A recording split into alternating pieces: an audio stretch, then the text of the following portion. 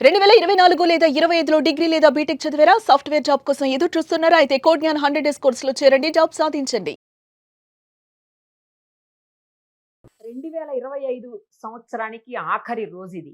ఇక బులియన్ మార్కెట్‌లో ట్రేడింగ్ ఎలా జరిగింది అనేది పక్కన పెడితే, ఈ సంవత్సరం మొత్తంలో కూడా పసిడి విపరీతంగా పెరిగిపోతూనే ఉంది. నెక్స్ట్ ఇయర్ అంటే కొత్త సంవత్సరంలో ఎలా ఉండబోతోంది? తగ్గుతాయా ఏమన్నా? ఇంకా అలాగే పైకి పైకి పెరుగుతూ పోతాయా? ఇవన్నీ గూడా మనతో డిస్కస్ చేసేందుకు ప్రస్తుతం మనతో పాటు లైవ్ కాల్‌లో అందుబాటులో ఉన్నారు ప్రముఖ మార్కెట్ అనలిస్ట్ ప్రశాంత్ గారు. ఆయనతో మాట్లాడదాం.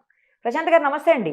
నమస్తే అండి నిరుపమ గారు. 1979 తర్వాత సంవత్సరం అంతా గూడా భారీగా పెరుగుకుంటూ అంటే వార్షికం మొత్తం కూడా విపరీతమైన పెరుగుదల నమోదు చేసిన సంవత్సరం గోల్డ్ ఇదేనని చెప్తున్నారు. ఇంకొకటి మన దేశ జీడీపీని కూడా దాటిపోయింది గోల్డ్ అని చెప్తున్నారు. ఏంటి అసలు ఇంత ఇంత నిల్వలు పెట్టుకొని గోల్డ్ ఏం చేసుకోబోతున్నాం మనం? ఇంకా నెక్స్ట్ ఇయర్ పరిస్థితి ఏంటి? ఇంకెంత బాగా పెరుగుతది? లేకపోతే ఇలా ఏమన్నా కంటిన్యూ అవుతదా? కొంతకాలం ఏమన్నా స్టేబుల్‌గా ఉండే అవకాశం ఉంటుందా? చెప్పండి. డెఫినిట్‌గా నిరుపమ గారు. ముందుగా 2026లో ఈ వీడియో చూస్తుంటే గిన అందరికి కూడా సుమన్ టీవీ వీక్షకులందరికి కూడా మీ తరపున, నా తరపున కూడా అందరికి నూతన సంవత్సర శుభాకాంక్షలు. 2025 ఎలా అయితే గోల్డెన్ ఇయర్ అంటారో 2025 ఇస్ రియల్లీ గోల్డెన్ ఇయర్. హ. 2026 కూడా అన్‌డౌటెడ్ గా is going to be another golden and silver year. So అందరికి కూడా బెస్ట్ విషెస్ నా తరపున. కమింగ్ టు ద పాయింట్, నేను ఇందాకే డేటా చూస్తున్నాను. 82,000 తో మొదలైంది జనవరి 1, 2025. ఈ రోజు మనము ఈ కాల్ చేసే టయానికి డిసెంబర్ 31 చూస్తే 1,39,000తో ముగింపు వచ్చిందండి. సో మీరు మార్కెట్ లో ఎటువంటి సేఫెస్ట్ ఇన్వెస్ట్మెంట్ లో మీరు పెట్టినా, అది ఏ రంగంలో అయినా కూడా, ఎఫ్డీ రూపంలో, షేర్ మార్కెట్ లో కూడా మీకు ఇంత మొత్తం రిటర్న్ అంటే దాదాపుగా మనకు 80% అంటే నియర్ అబౌట్ డబుల్ అనుకోండి. 80 నుంచి 1,40,000 అంటే అబౌట్ 80% రిటర్న్స్ అనేటివి అన్బిలీవబుల్. అందుకోసమే నేను అన్నాను దీన్ని గోల్డెన్ ఇయర్. 2025 అనేది గోల్డెన్ నిజంగానే గోల్డెన్ ఇయర్. సో 2026 అయితే దానికి భిన్నంగా ఏమి ఉండదండి. అంటే నేను స్పెక్యులేట్ చేయను. నేను ముందే ఎప్పుడు చెప్తుంటాను ఇది.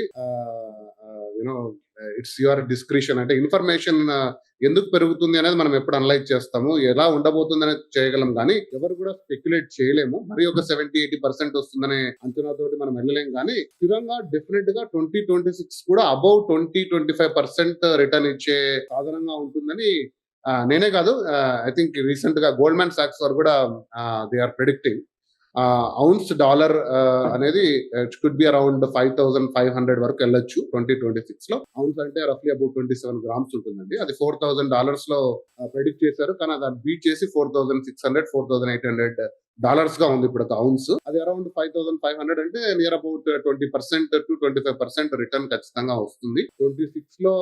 ఎందుకంటే ఏదైతే అన్సర్టనిటీ ఉందో ప్రపంచంలో, 2025 ఒక పెద్ద అన్సర్టనిటీ వచ్చిందండి ప్రపంచానికి. ట్రంప్ ప్రభుత్వం రావడంతో, అమెరికా ఆర్థిక విధానాలతో ఇటువంటి కూడా ఏ దేశం గాని వాణిజ్యం చేసే అమెరికాతో గాని దేశాల మధ్య వాణిజ్యంలో కూడా ఏ రకంగా కూడా హెల్తీగా లేదు. ప్రతి ఒక్కటి అన్సర్టనిటీగా ఉంది. దీనికి తోడు యుద్ధ వాతావరణం, దేశాల మధ్య కాన్ఫ్లిక్ట్స్, వీటన్నిటి తోడు డాలర్ పైన కొంచెం నమ్మకం సన్నగిలుతుంది. తర్వాత అన్నిటికంటే ముఖ్యంగా డాలర్ ని వెపనైజ్ చేయడం అమెరికా ఏ దేశాలకు కూడా నచ్చట్లేదండి. వారు ఎవరైతే డాలర్స్ లో సేవ్ చేసుకున్నారో వాటి అసెట్స్ ఫ్రీజ్ చేయడము, వాటి మీద ఆంక్షలు విధించడముతో వారి సేవింగ్స్ ఏదైతే ఉన్నాయో foreign exchange reserves, central banks విరివిగా దాన్ని డాలర్స్ ని ఆఫ్లోడ్ చేసుకొని గోల్డ్ ని తీసుకోవడం స్టార్ట్ చేసింది. మన దేశం కూడా ఇయర్ 50 కలుసుకున్నారు. చైనా కొంటుంది, జపాన్ కొంటుంది, జర్మనీ, రష్యా అందరూ కూడా డాలర్స్ తగ్గించుకుంటూ ఎన్ని కారణాల రీత్యా global geo political tensions, global economic uncertainty, okay, weaponising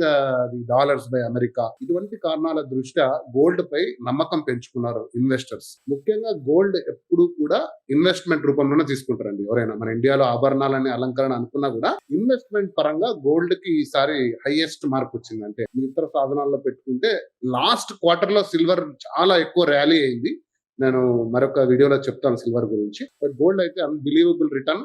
definite గా 2026 పాజిటివ్ గా ఉండబోతుంది. అండ్ మరొకసారి చెప్తున్నానండి, ఎప్పుడు కూడా మీరు లాంగ్ హొరైజన్ లో తీసుకోండి ఇన్వెస్ట్మెంట్ ని. ఈ నెల 1,00,000 తీసుకొని నెక్స్ట్ నెల 2 lakhs అమ్మేద్దాము లాంటి ఏమంటారు స్పెక్యులేషన్ లేదా షార్ట్ టర్మ్ సెల్లింగ్ బిజినెస్ అయితే మీరు గోల్డ్ లాంటి సాధనాల్లోకి రావద్దండి.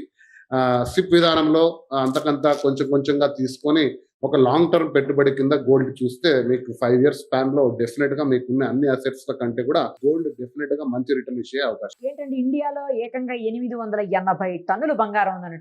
టన్నులు బంగారం కొనుక్కొని పెట్టుకొని ఏం చేసుకోబోతున్నాం మనం?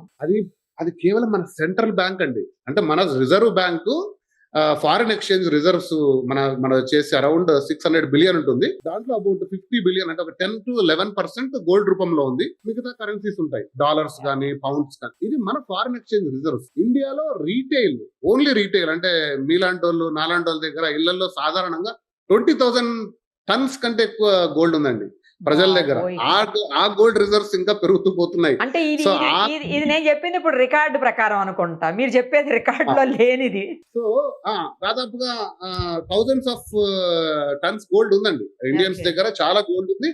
ఆ మోజు ఇంకా తరగలేదు. అది ఎంత పెరుగుతున్నా అవును, దాని మీద మోజు అనేది తగ్గట్లేదు. కరెక్ట్. అది అది బంగారం మీద ఎంతకంత ఎప్పటికీ తగ్గదండి. డెఫినెట్ గా. సో మన రీసైకిల్ గోల్డ్ అంటే ఉన్న గోల్డ్ మళ్ళీ ఇంకా రూపం మార్చుకుంటే సరిపోతుంది. కానీ ఇంపోర్ట్ అనేది మనకు ఎక్కువ లోడ్ పడుతుంది మన కంట్రీ మీద.